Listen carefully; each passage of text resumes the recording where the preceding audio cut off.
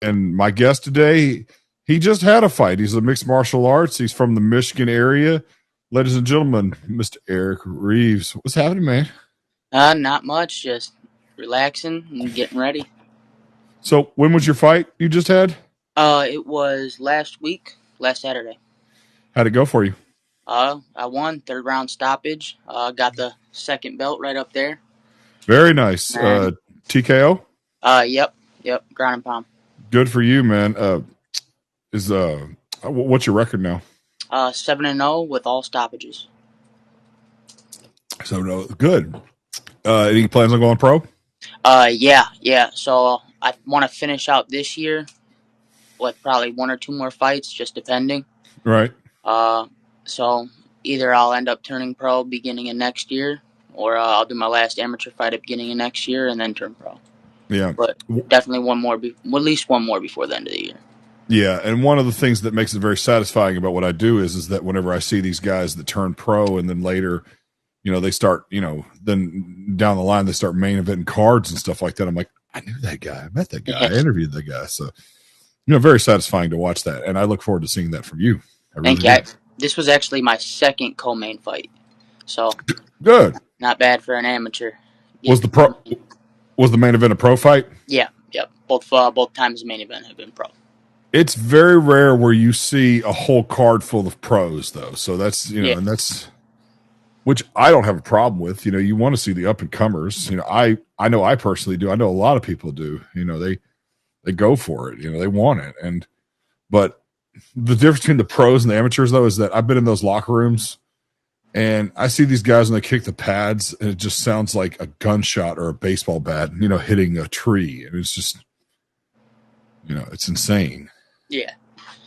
Well, good thing about my team is we got plenty of pros and plenty of amateurs, and Michigan MMA in general. The only difference is the rounds. Amateurs are 3 minutes and pros are 5, and everything else is pretty much the same. As well, it probably should be because, you're getting used to, when you're an amateur, you're definitely getting used to the situation, and, you'll develop into a pro, especially with your cardio. I don't give advice to fighters because I haven't, I have fought before, but I haven't fought in a long time. Only advice I ever give is, man, train cardio wise for 5-round fights. That way it just doesn't phase you, because I've seen guys that are terrible, or maybe not terrible, but it's like Marab. Marab, obviously. Yeah, gas tank. Yeah, gas. Marab to me was not a better fighter than O'Malley, but his gas tank was much bigger. Yeah, and it's part of the sport. That's one of the things that we do work on a lot. 5 of my fights I finished in the first round under 2 minutes. Yeah. And it wasn't till my 6th fight for a title till I even got out the first round. Whenever my cardio was kind of in question for a while, but going into that fourth, I felt it was a 4th round stoppage for that one. And, going into that 4th round, I felt good. I felt like I could have done a couple of more easy. Yeah. Same thing with the last fight. Right. And I feel like you just told me the plot to the movie $1 Million Baby with Clint Eastwood. Because, he was, she never was tested by cardio because she never came out of the first round. So, yeah. Until she did, of course. But that was, anyway. So, when do you plan on having your next one? I'm hoping, so check this out. In my last fight, won the fight, right? 3rd round stoppage. Yes. I got this from the guy, that's it. Yeah, I was going to ask about that. I climbed up on the cage, and I fell off the cage. And I ended up busting my head and cracking my rib. This is the voice of God. Showboating and cockiness is not the way.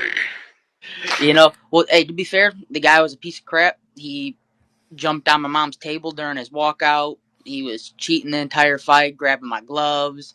It was craziness. It was such an unprofessional fight that it was. So I had across a tight waist on the guy, and he had a whizzer. And we both have a free hand. I like that game. We can sit there and hit each other all fucking day. I love that. Well, what he ended up doing was with that whizzer hand is he put 3 fingers on the inside of my glove. And, and he was sitting there and he uppercutted me in the face about 6 times.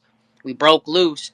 he still had a hold of my glove, caught me in the top of the head, dropped me, and then I wrestled back up. The video's on my Instagram. I just posted it today.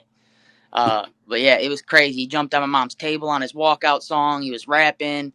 It was just crazy stuff. You know, 2 of his fights, he fake love touched the guy and smoked him. Lord, I apologize for judging this young man and joking around with him about that. We're good. No, I get it. Believe me. I mean, I know that some fights can get personal when they make it that way. That's for sure. Oh yeah, you know, and the guy's just a piece of crap. So it was definitely deserved. Believe me, I've seen some pretty piece of crap fighters in there and stuff like that. I've had to interview. I interviewed this one guy, man, and he was talking about that he was crafty, and I was like, okay, you know, I don't always encourage craft, you know, but you know, some craft, you know, I understand, you know, from a maybe like an underdog standpoint, like guys pretending like they're more hurt than they are than coming after him, sort of thing. But the way he said crafty was is that like when he would be in a clinch or something like that, he would bite the guy's upper pectoral and stuff like that. And I'm like, dude, that's not craft, that's dirt. No, that's dirty and illegal. Mm-hmm. Yeah, no, the guy was grabbing the fence. It was a good fight, but it was dirty fight. Dirty fight. I know it. It happens on these local shows too, man. Because not to disrespect the referees, but let's face it. I mean, they're not as qualified. There's a reason why Herb Dean teaches referees around the country. Well, you know, it wasn't. I don't think it was really the referee. It was such a fast paced thing, and the way the guy was holding me, yeah, he was doing it to where the ref couldn't see it. Yeah. So it was, you know, nothing on the ref, but it was just, yeah. But it was, you know, I'm just happy I got a thick skull, you know. No, and that's good. I mean, yeah, I see you obviously have some battle scars there, but yeah, no, I just covered it up so I look a little pretty, you know, so I don't look so. Oh man, you're good. You know, saying, you know, hey, no, I mean, we got one thing about it though is that when you get in this game, I mean, I know I've been watching the sport since 1999. I mean, my first fight I ever watched was Frank Shamrock versus Tito Ortiz, and shit. And I've been covering sports, particularly combat sports, for nearly 20 years now too. And one thing about it, you forget one thing: you put referees aside, you put judges aside, you're still in there for a fight. Oh yeah. Okay. And what may or may not happen from dirty tactics is part of the risk. Mm-hmm. No, absolutely. You know, but take it how it is, and I mean, I ended up on top anyway, so. And that's what you know will separate you from the rest. You know, I think that is that you handled it properly, because you could have easily just, you know, I don't know, you could have easily gone after the athletic commissioner. You could have gone after the other team. You could have done things to risk your career, and you didn't. You just did your job. You know. Oh yeah, I mean that's what we're trying to get paid to do. Simple as that. Right. And what's your weight? What's your weight class? Welterweight. 70. Okay, 170. Yep. Okay, 170. Good. Okay. Yeah, you're pretty lean for 170. I thought you might have been like 185 or something like that. Well, you know, I walk around about 200. Really? And then I cut. Yeah, I'm only 5'9", you know, but I'm stocky. I wrestled for about 8 years and stuff, and all that. Well, eventually, when I turn pro, for my last amateur fight, and when I turn pro, I'm gonna go down to 155. Yeah, you'll have to be walking around at like 175. Oh yeah. No, I'm gonna have to definitely cut back on everything. That's what cracked me. I mean, I remember watching Matt Hughes, and I remember his fight against George St. Pierre when he lost the belt. Man, they said he had to cut from like 195 down to 170, and that's just a ridiculous amount. You know, it's not with the water loading and stuff, because like the first little bit of the cut, it ain't too bad. You diet down, 10, 15 pounds, and then that other 15 pounds, you just will water load and cut it all that way. It's not fun, but I mean, it's what you got to do. Right. And how old are you? 23. Okay, yeah. Hughes was 32, if I'm not mistaken, when he fought George St. Pierre. So that probably, maybe 34. I don't know, but that was, so it's a different age thing. Like Jose Aldo just retired like a month ago, and he was like 8 pounds over the weight limit or something like that. Yeah, crazy. He didn't care no more. Yeah, exactly. He could have easily fought at 155. He would have been fine. My whole thing is I want to, unless I'm in the UFC on a title run, I think I want to retire from fighting, like at least in a cage, and I'll still practice and all that. But at 35, I wrestled for so long, everything else, been doing this for a little bit. I'm only 23. I'm about Right. to turn pro next year, and so that's a good amount of time to be fighting, and I just save Yeah. my brain. I know it. I'm ready to see guys like you do well because I see guys. I mean, and you look at how the fight game is now, though. I mean, guys Yeah. are guys are becoming title holders in their mid 30s. Mm-hmm. So it's not like it's over, in your No, mid no. 30s. But if you're wise, especially with your, depending on the direction you go, I mean, I know Jarrell. I must not know him that well because I forgot his last name, but I must not know him that well. But he fought in Bellator, and I did a press conference about a month ago for an organization. Somebody asked him what the best advice was for fighters. He says, "Man, get a job." He said, "Get a job because it may not last forever." Yeah, and I'm already work a full-time job, so Good for you. yeah, doing that full-time, I work construction full-time, and then, with practicing, and, I've only been fighting for about a little over a year. So, Yeah. I've been just pretty much for the past, year and some change, just working and fighting nonstop, trying to get to this point to where I Yeah. feel comfortable turning pro within, Yeah. a couple X amount of fights. Yeah. And that's good, and it doesn't leave a lot of time for other hobbies and stuff like that either. No, I don't need other hobbies. I got a girlfriend, I got a job, and I got Yeah. to fight. What else you really need? Exactly. No, I was actually trained under Jeff Mullins. I don't know if you're familiar with him or not, but No. Jeff Mullins he is one of the he is now the executive athletic director or something like that for the state of Nevada. Okay. I don't know. He did. I don't know. He's a pretty high position and he's a pretty high ranking guy in the mixed martial arts world now. And I was trained by him. And the first time I ever walked in there, this legendary trainer, or so to speak, he was in his late 40s at the time, and he had guitars in the corner. So I'm like, how does this guy train guys to fight and take up being a musician at the same time? So, but then again, maybe that was his job. So Yeah, granted, if I make enough money with the fighting to where I can maybe go down to part time and do something else, and I'd love that. But for the time being, got to work and got to fight. So yeah, I mean, I think you have to enjoy it because you want to do it. Like I wouldn't want to do nothing else. like I don't get paid a lot to do this, not yet, but I love it because I enjoy being around guys like you and others that want to do this, and it's going to be great watching you guys grow one day, and I'm hoping that it benefits me one day. Like, that hopefully I'm not gonna lie to you. I hope that it benefits me. Like, hey, I know just the guy, and he interviewed me years ago, and maybe I could do it for a living one day. So it's just we have to take care of each other, and we have to enjoy the process along the way.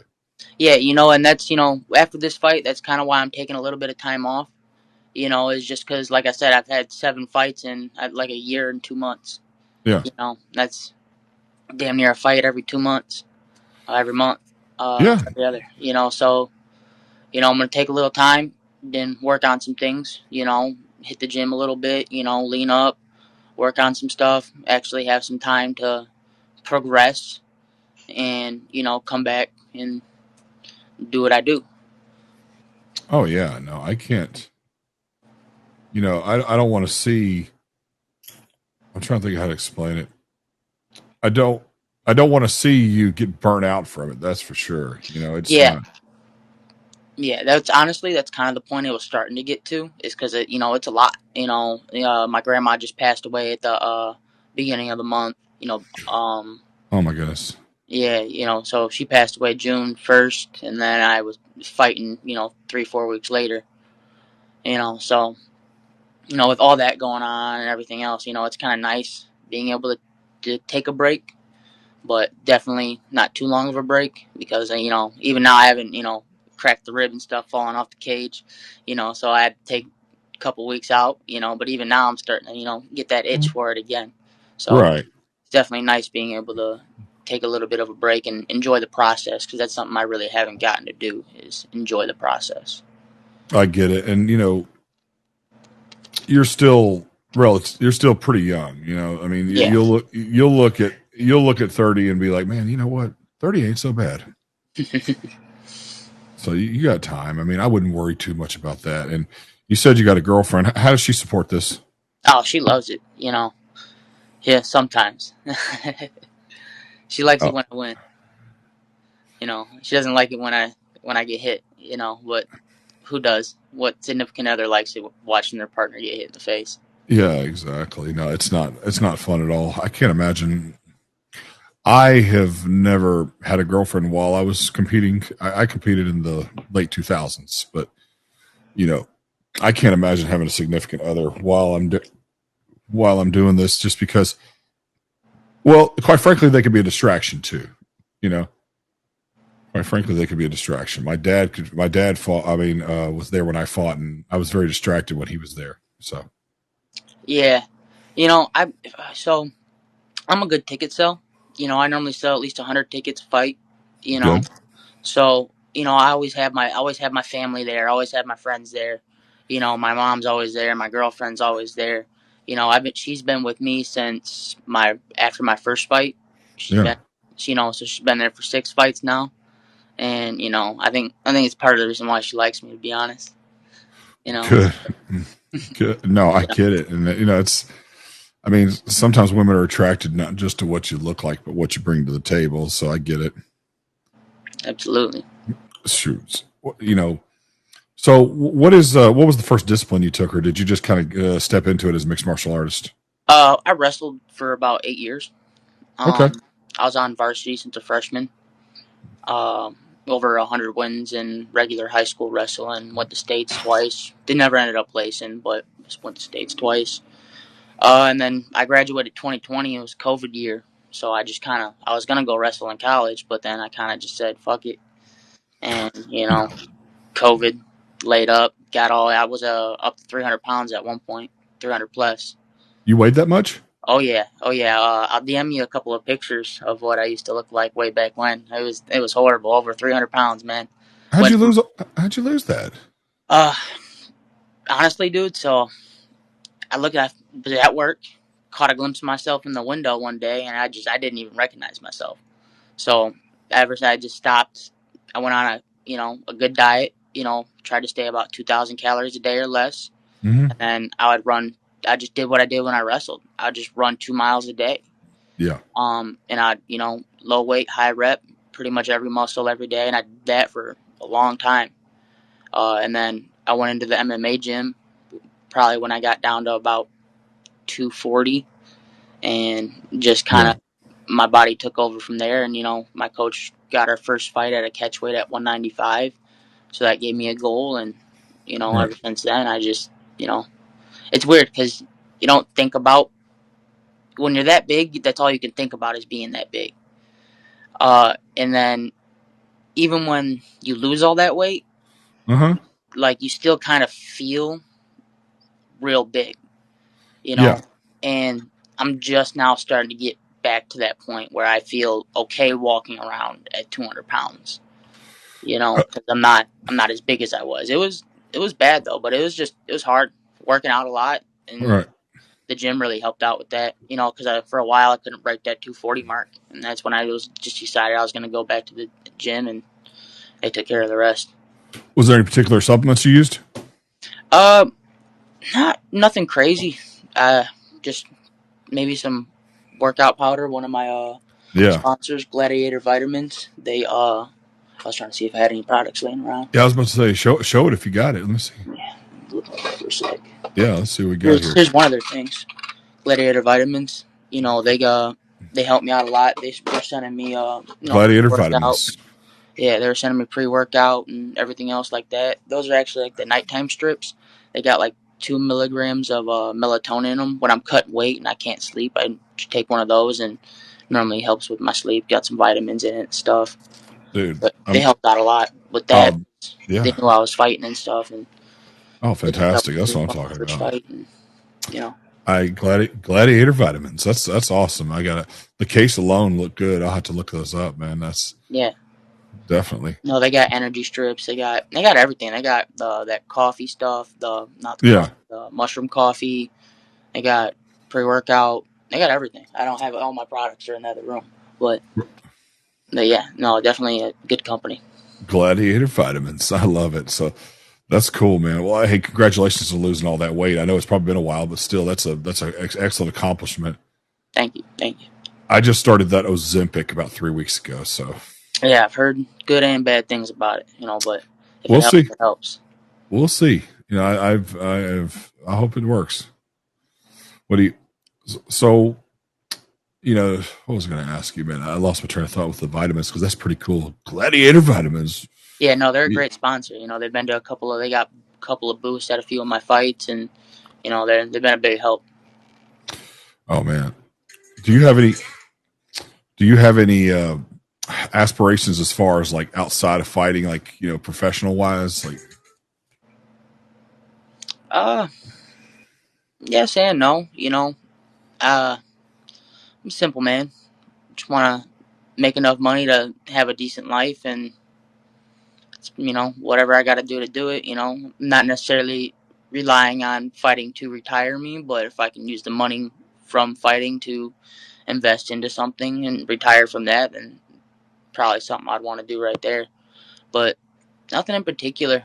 Fighting's wrestled for so long, and I boxed for a little bit in and out of high school. When I wasn't playing football or wrestling, and so fighting's always just kind of been what I did. So Oh if I can man, make money doing it, then why not do that? oh I appreciate you talking to me, man, today. This is great. I mean, I'm glad to hear this, and I look forward to following your career. And I want you to keep in touch with me.